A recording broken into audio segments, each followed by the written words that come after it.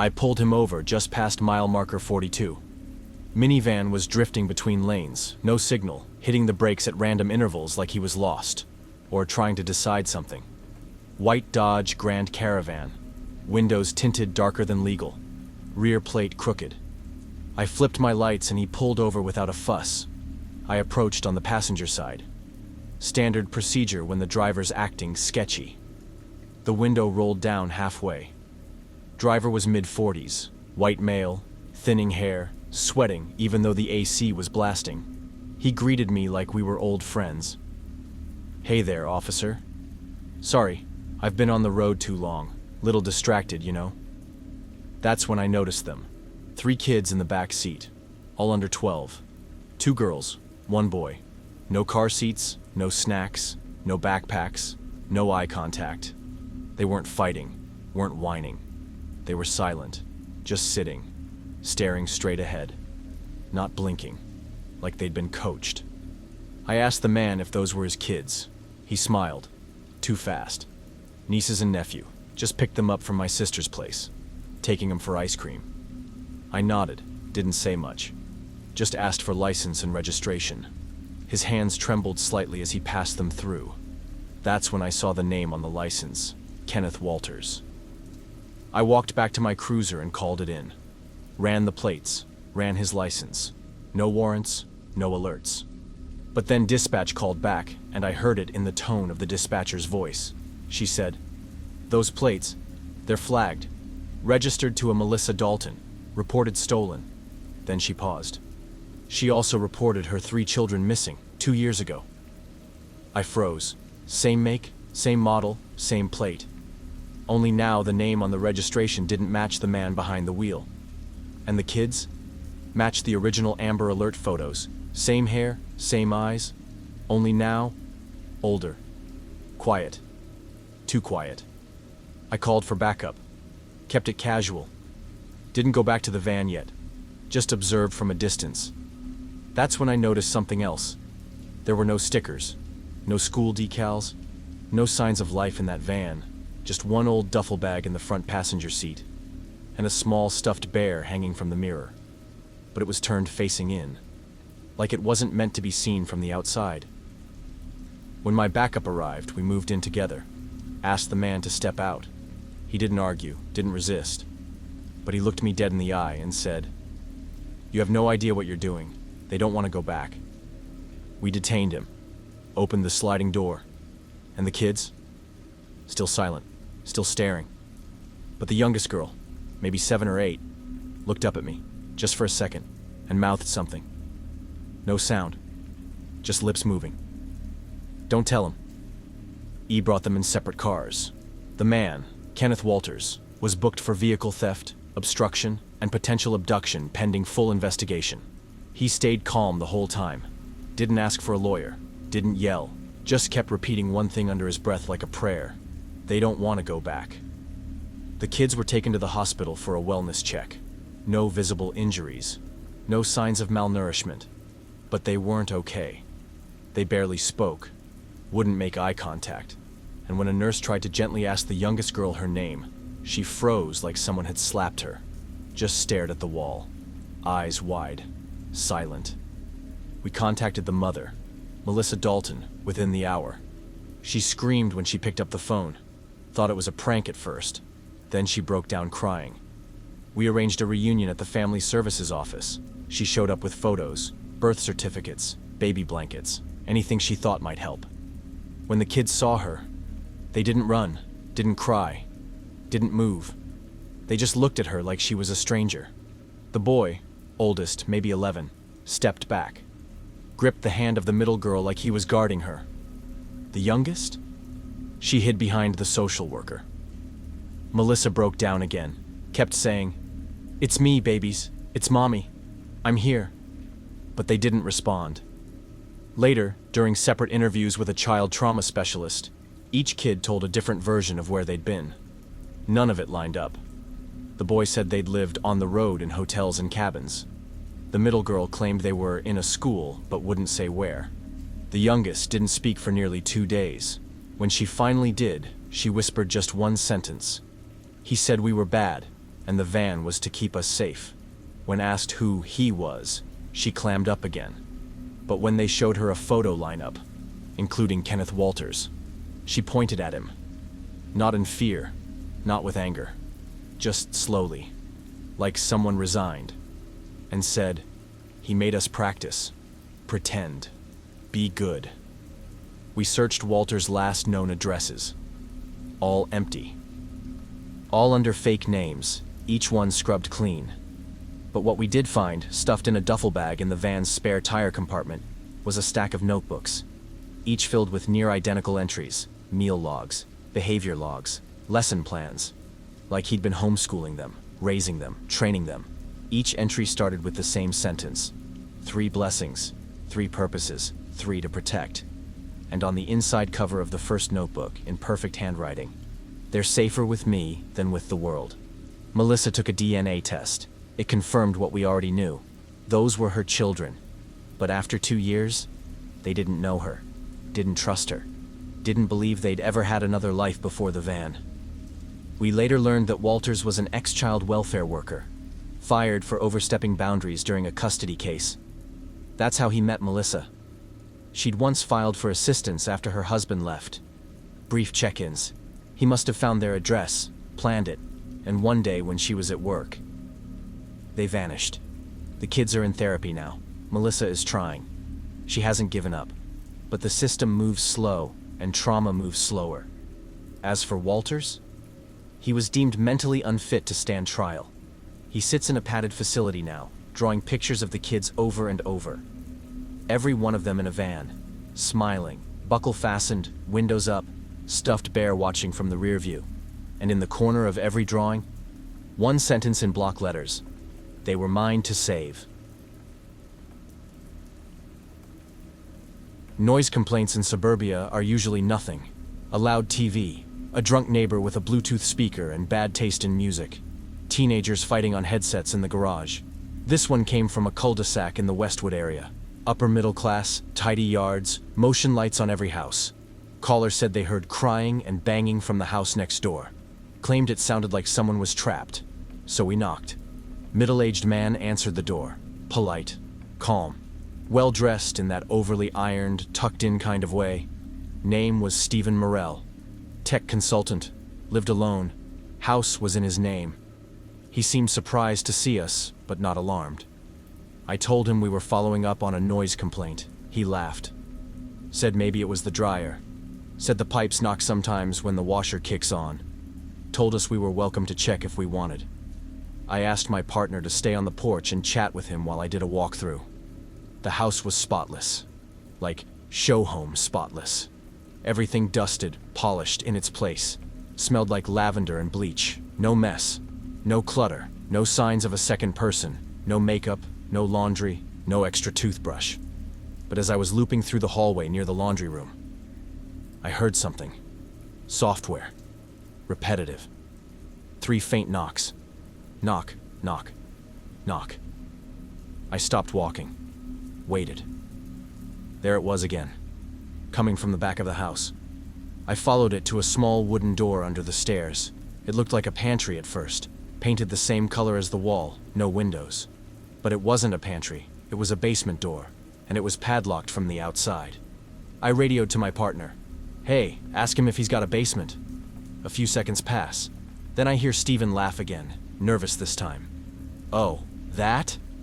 Just the water heater, old pipes. It knocks sometimes when it refills." My partner relays that. I radio back. "Ask him why the water heater's behind a locked door." That's when I hear my partner say, "Actually, could you come back here for a sec?" When I step outside, Stephen's demeanor has completely changed. No more small talk. No more fake calm. He's pale, hands in his pockets, avoiding eye contact. I ask him flat out, "Why is the door locked?" He shrugs. "It's just storage. I don't go down there. Mold, maybe. I padlocked it a while ago." I ask if we can open it. He hesitates, then says, "I lost the key." We don't need a warrant for a welfare check if we hear suspicious sounds during a call, so I go back inside. This time, I don't wait. I pop the padlock with my breaching tool. The door creaks open. Cold air rushes up. Smells like dirt and metal. I flip on my flashlight and call down. Hello? Police. If anyone's down there, announce yourself. No answer. Just the sound of something moving, shuffling, slow. I take the first step down, and that's when I see it. A thin mattress, chains bolted to the wall, and a metal food tray, empty, pushed against the far corner. The air down there was wrong, not moldy, not rotten, just still, like it had been sealed shut for a long time. The staircase was narrow, unfinished wood, no handrail, bare bulb overhead, flickering. I called out again. Police, come out slowly with your hands where I can see them. Still nothing. But I could hear movement, not footsteps, more like scuffing, like someone dragging their weight across concrete. At the bottom of the stairs was a short hallway, cement walls, maybe 8 feet long. At the end of it, a rusted sliding door that looked like it had been salvaged from a storage unit. It was cracked open, and just beyond that, a room, if you can call it that. We logged it as an unlawful holding space. Not a dungeon, not a cage, but it might as well have been. Single mattress on the floor. Old chain bolted into the concrete, just long enough to reach the far wall. There was dried food crusted onto a tray, empty water bottles, a single bulb overhead with a pull chain that had been ripped out, and on the walls, scratch marks, dozens of them, not chaotic, measured, like someone had kept a tally.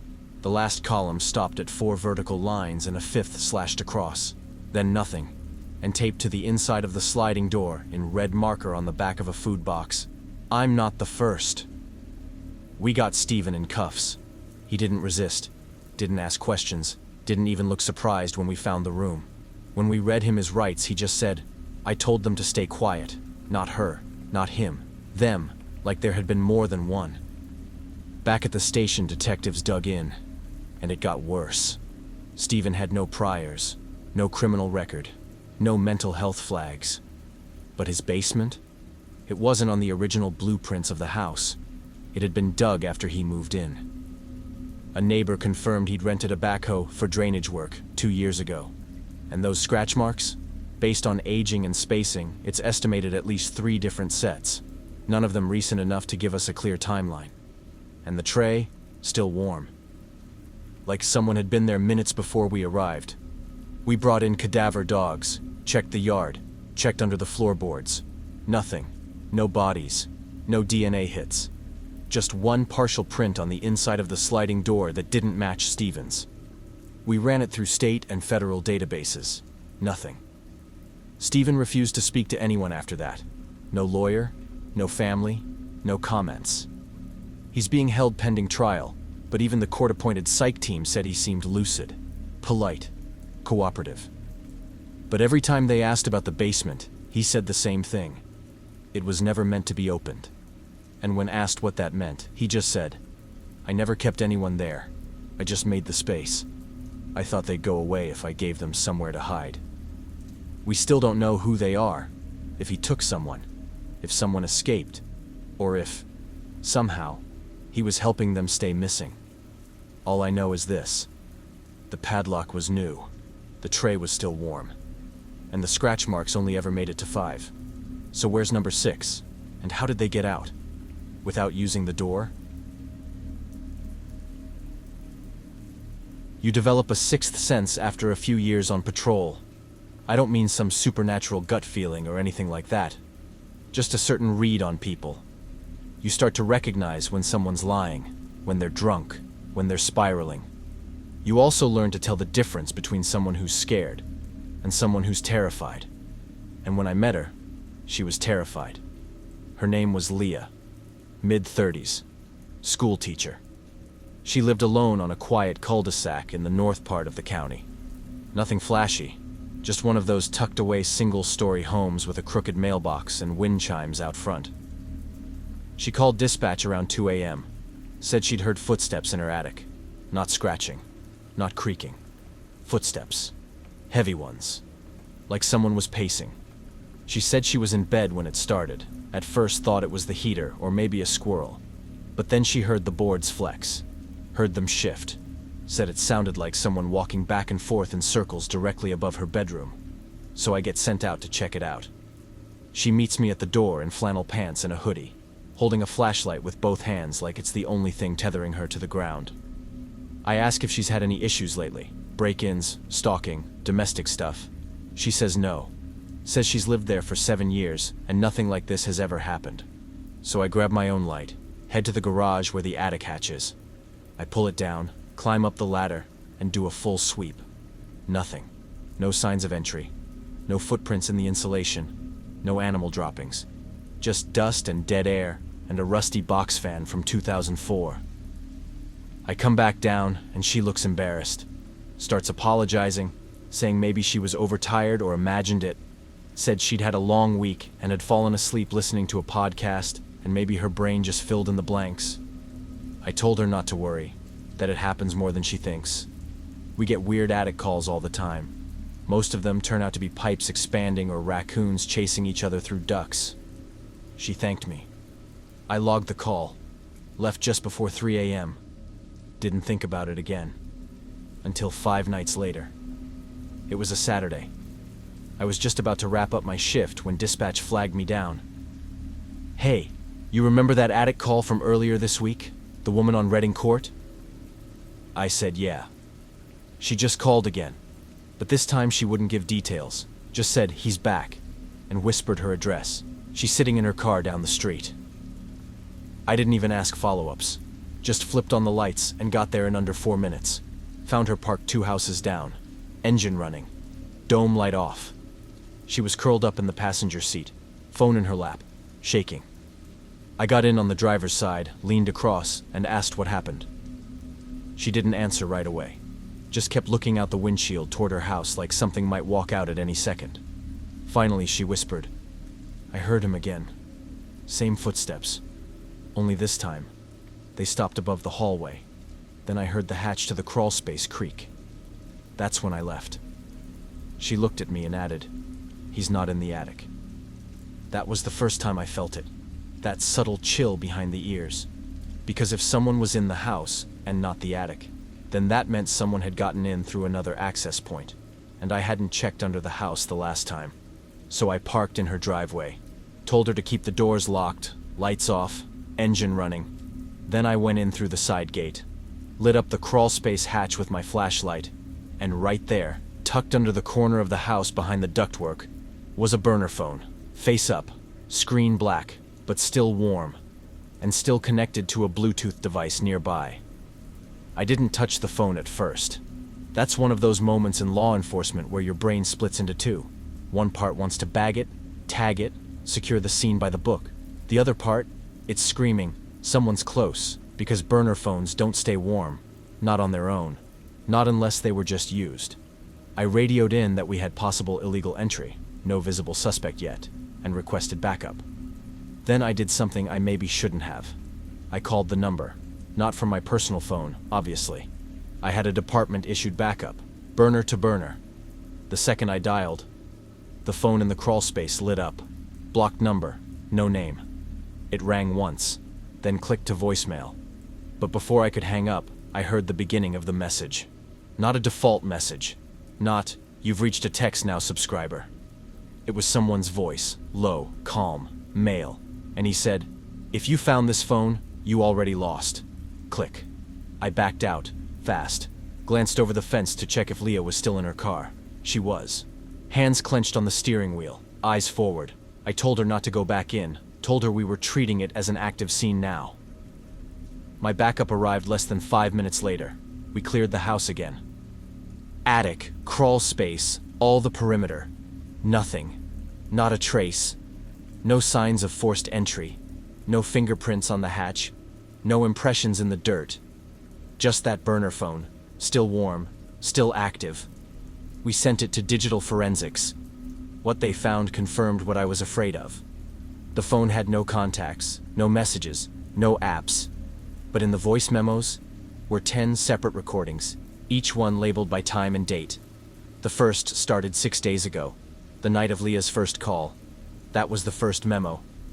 labeled bedroom 1:38 a.m. The second, hallway steps 2:03 a.m., and so on. Kitchen, bathroom, front door. Each clip was between 30 seconds and 2 minutes. All silent, minus the occasional slow, heavy breathing. The kind you'd only hear if the mic was right up against someone's chest. Memo 6? That one was labeled outside car. And when we played it, you could hear Leah's voice, muffled, but clear, whispering. "He's back. I'm parked down the street. Please hurry." It wasn't recorded from her phone. It was recorded from the burner. That means whoever planted it was close enough to record her call in real time, while she sat alone in her car. He wasn't in the crawl space, not during that second call. He was outside the car, and we missed him by minutes. We pulled every camera on the street, doorbell cams, dash cams, even traffic poles 3 blocks down. Nothing. No car approaching. No figure leaving. He didn't leave. He walked. We tried to get Leah into protective housing. She refused. Moved in with her sister across town. Quit her job 2 days later. Changed her number. Went silent. She never came back for her stuff. The phone? Still in evidence. Still warm when we found it. We ran the SIM. No data. No owner. But one of our tech guys, ex-military, said something that still keeps me up. He told me the phone wasn't cheap, that it had a modified thermal shield inside, like something used by Black Ops contractors to avoid tracking. And the scariest part? It had a second mic embedded behind the battery, which meant it wasn't just recording what was around it, it was recording who picked it up. He knew someone would find it. He wanted us to. That phone was a message. And every time I see another 911 call about footsteps overhead or whispers in the vents, I wonder if we're already too late. Because the crawl space caller? He doesn't want to hurt you. He wants to listen. And when you finally hear him, that just means he's been listening for a lot longer. I've worked this district long enough to know what's normal and what isn't. We've got our usual stuff. Loud parties, petty theft, domestic disputes. Every once in a while, a DUI or some teenager doing donuts in a church parking lot. But a kid's bike, left upright on the shoulder of a county road? That's not normal. Especially not at 6:45 a.m. Especially not miles from any house. I was heading back toward the station when I saw it. Bright red, banana seat. The kind with tassels on the handlebars and a little bell. Just sitting there. Kickstand up. No flat tire. No damage. Just abandoned. I slowed down. Looked around. There's a narrow patch of gravel. Then woods. Dense pine and oak that stretches out about 60 yards before hitting private farmland. No sidewalks. No trailheads. No reason a kid should be out there alone. I flipped the car around. Parked behind the bike. No other vehicles in sight. No footprints on the gravel. I walked up to the bike. Put my hand on the frame. Still warm from the sun. Like it had only been sitting there for a little while. That's when I noticed the scuff marks in the dirt, just behind the rear tire. Like someone had hopped off in a hurry, or been pulled. I radioed it in as a welfare check. Then I stepped into the woods. It was quiet. Not morning quiet. Unnatural quiet. No birds. No rustling. Just dead still air and the sound of my boots on the pine needles. About 20 feet in, I found the first candy wrapper. Red and yellow cellophane. Tootsie Pop. Crinkled up and wedged beneath a log like it had been stomped on. Then I saw another. And another. Like breadcrumbs. They led deeper into the woods, curling behind trees, under leaves. Eventually, I found a spot where the dirt had been disturbed. A rough little mound, half covered in moss. I knelt down and brushed it back. That's when I saw it. A plastic storage tub, cracked on one corner, about the size of a cat carrier. I pried it open with my baton. Inside were dozens of candy wrappers, all the same kind. 2 small shoes, muddy, worn through on the soles. And a notebook, bright blue. spiral-bound. The kind you'd find in a third grader's backpack. I flipped through it. Drawings, notes, doodles of trees and little stick figures. Simple stuff. But toward the back, the drawings got darker. One page had a crude sketch of a man with long arms and a huge smile. Another showed a stick figure hiding in a box, with the words, "Stay quiet. He listens." And on the last page, scrawled in all caps, "Don't talk to the man with the lollipop." I radioed again, asked for K9 support and child services. Marked the scene with tape. We canvassed the entire area. No kid, no scent trail, no reports of a missing child in the county that matched. Just a bike, a tub, and a warning we couldn't ignore. We set up a perimeter and called in search and rescue.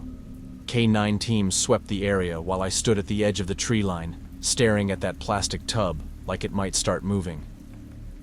The notebook was bagged and handed off to evidence, but I kept thinking about that last page. Don't talk to the man with the lollipop. Not don't go with him. Not don't take candy. Don't talk. Like whoever wrote it knew that even opening your mouth around him was a mistake, and here's the part that gets me. That handwriting wasn't from a little kid.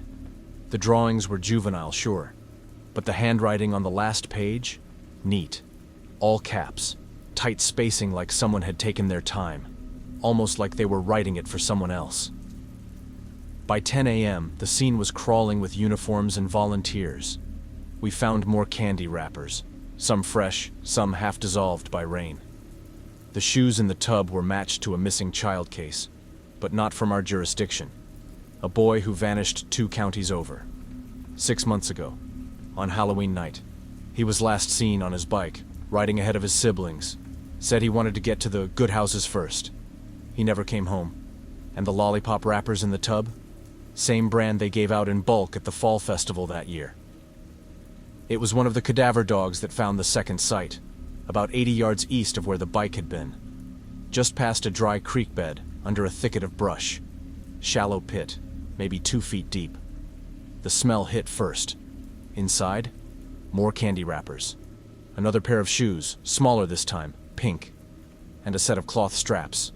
Torn, like they'd been chewed through. No bones, no clothing, just those 3 items. And something else. A key. One of those old brass skeleton keys, tied to a string. It was looped in a bow like it had been worn as a necklace. We ran it for prints. Came back blank.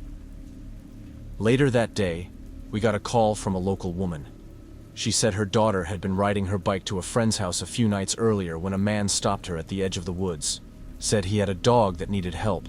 Said he'd give her a blue raspberry lollipop if she helped him find it. She didn't go. Said she remembered what her mom always told her. Never follow anyone off the road, no matter how nice they seem. But the man didn't get angry. Didn't beg. He just looked at her and said, "That's okay. Another one's already waiting." And walked into the trees. She said the weirdest part wasn't the offer. It was that he already knew her name. We canvassed the area again, did interviews, pulled old files, found 2 more missing kids going back 10 years. Same vague descriptions. Same kind of bike vanished but no trace of the child scenarios. Different counties, no connections, except for one. Every family mentioned one detail. Candy, a strange man, holding out a treat, saying just the right thing to get their child's attention. In one case, the girl came back. 4 days later. She was found walking along a trail 5 miles from where she disappeared. Couldn't remember where she'd been. Kept saying she woke up in a box. When her parents asked who took her, she started crying. Said, quote, "He didn't take me. He asked first." And I said yes. When the parents asked if she remembered his face, she shook her head and whispered, "He had a smile where his eyes should be." We don't talk about that call anymore. Not officially. Not around new recruits. But every now and then, someone finds another abandoned bike. No kid. No prints. Just candy wrappers and a trail that leads to nowhere. And when we do, we always check for the box, because if it's there, he's not far behind. Welfare checks are usually nothing. 9 times out of 10, it's someone who forgot to call their sister back, or an old guy who left his phone off the hook while watching game shows with the volume maxed out. You knock, you wait, you file a report, move on. But every now and then, you get one that sticks to your ribs. This one started with a neighbor calling it in. Said the man next door, Mr. Parson, hadn't been seen in 4 days. Mail piling up, porch lights still on. Car parked in the exact same spot since Tuesday. The neighbor tried knocking. No answer. Tried calling. Straight to voicemail. So I get dispatched around 11 a.m. Middle of a quiet street. Nice little neighborhood. Retirement heavy. Well-kept lawns. Lots of wind chimes. When I pull up, I already get the vibe. Not like something bad happened. More like something doesn't want to be found. The house is pristine. Not just clean. Sterile. Curtains all drawn. Not a single window open. Porch swept. Trash bins aligned like soldiers. I knock. Nothing. Knock louder. Still nothing. I try the front door. Unlocked. The moment I step inside, something feels wrong. There's no smell. No rot. No sign of a body. Just silence. And that cold, clinical kind of quiet you only ever feel in hospital rooms after the machines get unplugged. The living room is spotless. Blankets folded. Remote stacked on a coaster. TV off. Kitchen's clean too. Sink dry. Stove unused. The fridge has a full gallon of milk. Unopened. Expiration date 2 weeks out. But here's what stops me. Every mirror is covered.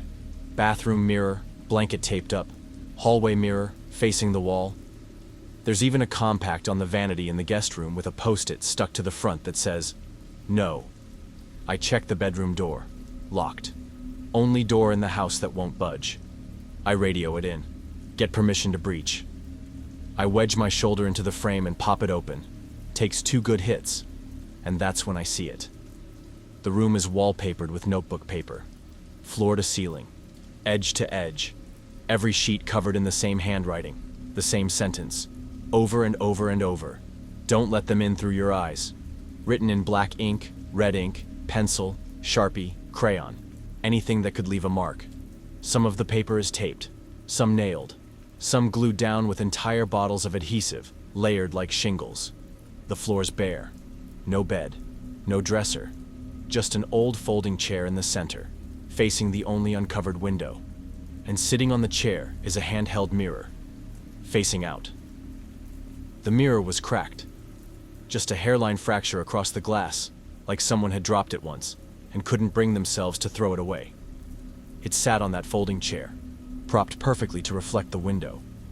And the second I stepped into the room, I noticed. The blinds were twisted shut from the outside, like someone had intentionally blocked the view. But from that angle, the mirror could still see through the slats. I approached slowly. The floor creaked in odd spots. Not rotted, just worn down like someone had paced this room for hours, days, maybe weeks. And the notes. They weren't just randomly placed. They were layered. Some older pages were yellowed and curling beneath newer ones, as if he'd kept rewriting the same phrase again and again as the top sheets faded. I started reading more closely. Each sheet had that same base sentence. Don't let them in through your eyes. But a few had scribbles underneath. Little fragments. They move when I blink. The glass isn't safe. Keep the lights on at night, just in case. They're in the shimmer. They're in the shimmer. They're in the... And one page, ripped, water-stained, had something different. I caught one. It's in the mirror.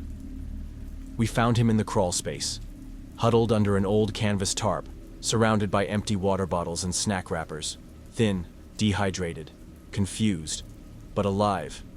He didn't resist, didn't ask questions, didn't even speak until we tried to help him up. That's when he muttered quietly, "Don't take me past the glass. Please." Not the glass. We didn't argue. He kept his eyes down the entire ride to the hospital.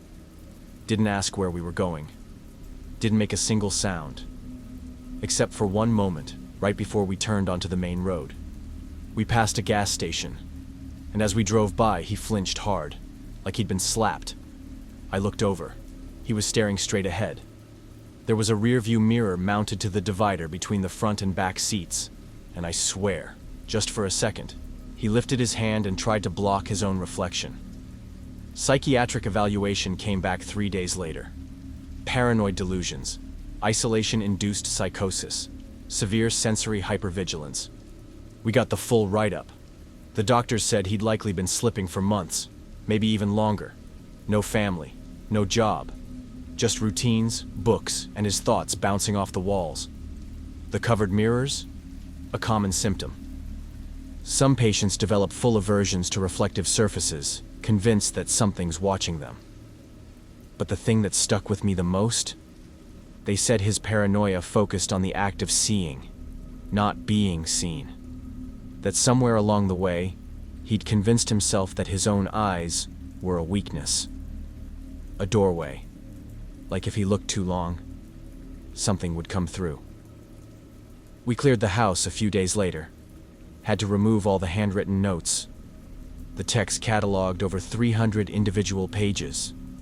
Different inks, different pens, some in the margins of old books, some on receipts, even one scribbled on the back of a cereal box flap. All with the same message. Don't let them in through your eyes. It'd be easy to dismiss him, to laugh it off as a recluse with a few screws loose. But after reading what he wrote, after seeing how carefully he positioned that mirror, after seeing how fast he flinched from his own reflection, I've started covering my own bathroom mirror at night. Not because I think something's watching me, but because sometimes, when I look too long, I start to wonder what he saw, and how long it took before he couldn't look away. It started like any other domestic call. Standard noise complaint, raised voices, possibly physical. Small rental property in a rundown part of the district. Third time we'd been called to that house in 2 months. Normally, I hate responding alone to domestics. Too many variables. Too many ways it can go sideways. But my backup was tied up on a traffic stop, and dispatch didn't flag this one as urgent. So I rolled up solo. Nothing looked out of the ordinary. No broken windows, no signs of a struggle outside. Just a sagging screen door and a porch light that flickered like it was dying. I knocked twice. A man answers within seconds. Late 30s, average build, calm demeanor. But what stopped me cold? He was in uniform. Not just a uniform, our uniform. Department-issued cargo pants, patrol boots, radio on the shoulder, even the same embroidered patch on the arm. And the name tag? H. Carter. My name. He smiled, like we knew each other. You good?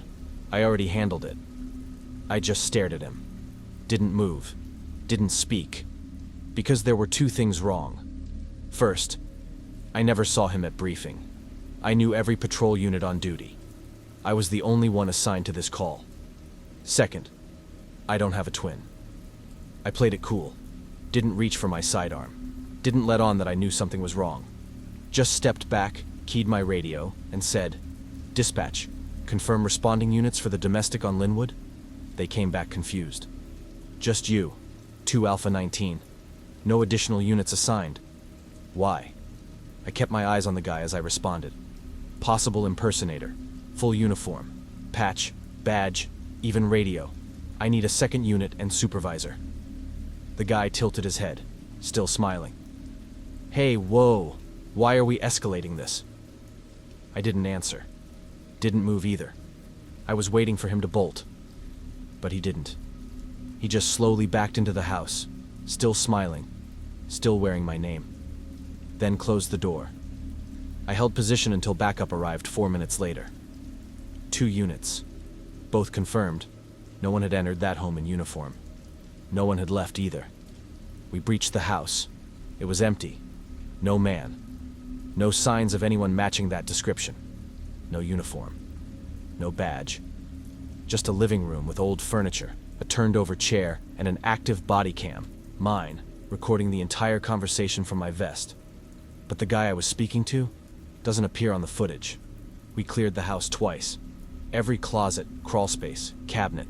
Even popped the attic hatch and sent a drone up. Nothing. It wasn't just empty, it was clean. No clothes, no dishes, no signs of regular life. The fridge was plugged in, but empty. The only thing we found that felt lived in was a chair near the front door. Worn leather, bit of duct tape on the side. One of the legs was cracked from the inside, like someone had kicked it hard. There was also a shoebox under it. Inside, a roll of police-issue name tags, 3 empty body cam housings, and 1 burner phone, with the camera lens scratched out. No prints, no ID. Just a bundle of identities waiting to be assigned. They took my vest for analysis. Standard procedure anytime you report impersonation, and there's body cam footage. And that's where it got worse. Because the audio? Perfect. Every word. Every inflection. You could hear me knock. You could hear the door open. You could hear me say, "You good?" I already handled it. Same voice, same cadence, same tired tone I use at the end of a long shift. But on the video? No one's there. The door opens, yes. But no one is visible. It's like I'm talking to a blank doorway, and I'm responding to my own voice. Internal Affairs put me on desk duty for a week. Not because I did anything wrong, but because they didn't know what I saw. They checked my body cam. They checked GPS logs. They verified that my badge, gun, and ID never left my possession.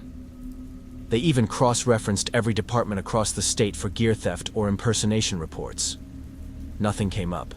But that shoebox, the one with the name tags, none of them matched active personnel, but they were real. Real fabric, real stitching, all printed by the same vendor we use. I asked our uniform supplier directly, told them I was investigating a potential impersonator and needed to know who else had access. They went quiet, asked me to email instead. Never replied. A few nights later, I was off duty, at home, watching old training footage, trying to make sense of what happened. That's when I noticed something I hadn't before. There's a frame, right as I say, "Why are we escalating this?" It lasts maybe half a second, but in the reflection of the storm door glass, you can see a face, mine, but not my expression. I'm smiling in the reflection, wide, too wide, like someone trying to learn how to smile by copying a photo. And just beneath the collar, the tag says CARTER. But there's a second line under it, too blurry to read. Until I paused the frame and zoomed in. It said, "Copy 3. I haven't slept much since then." They ruled it as equipment malfunction and video artifacting. Said it was probably a reflection from inside the patrol car. Told me to take some time, maybe step back from field duty. But here's the thing. Every day since then, someone has tried to log into the RMS system using my credentials. Not once, not a phishing link. Dozens of login attempts from terminals inside the precinct. But I was never there. And when I asked IDE about it, they shrugged and said maybe I left my session open. I didn't. I never do. And last night, I found something on my porch, folded neatly on the welcome mat. A badge, identical to mine. Same number, same scratches. But the back had a sticker. Just one word written in Sharpie. Copy 4. I don't even remember how he brought it up. We were walking out of briefing, just small talk, grabbing coffee, when he turned and said, "You working that missing girl case? The 17-year-old from downtown?" I nodded. He took a sip of his coffee, then said, "If you want, I can help. I got time this weekend." I didn't think twice. Why would I?